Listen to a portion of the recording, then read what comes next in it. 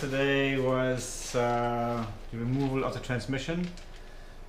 That entailed removing the left and right drive shafts, transmission mounts, installed the engine support plate, and ultimately removed the transmission.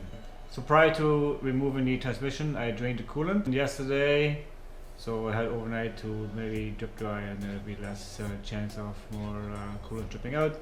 What I forgot to do last night was to undo the power steering lines, so I did that this morning about 4 or 5 hours ago, so at least I had that time to drip a little bit. To drain, because I had some time to drain. I have not yet gone up and looked into the power steering reservoir. This may have been a big fail or a small success.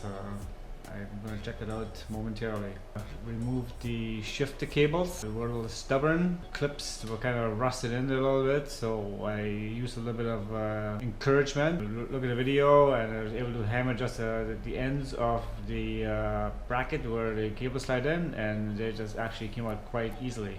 In a nutshell, that's what we did yesterday. So today we're going to take the engine out. It should go a little faster than the previous time, and that entails, memory serves me correctly, I need to disconnect the fuel line, remove the serpentine belt, remove the AC compressor, the secondary air injection pump, some more wires and cables, and ultimately what's left then is the front engine mount and the cross member.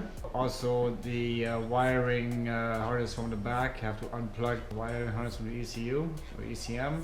Drop the dipstick, and that's about it. Maybe I'm sure I'm forgetting a few things here, few small things here and there, but in a nutshell, that's the only thing left holding the engine up is the front engine mount, the engine support plate. I think I'm going to drop the engine the same way with the power steering line still connected to the engine. It got caught behind some lines, so I have to pay special attention to how pipe really is really rigid.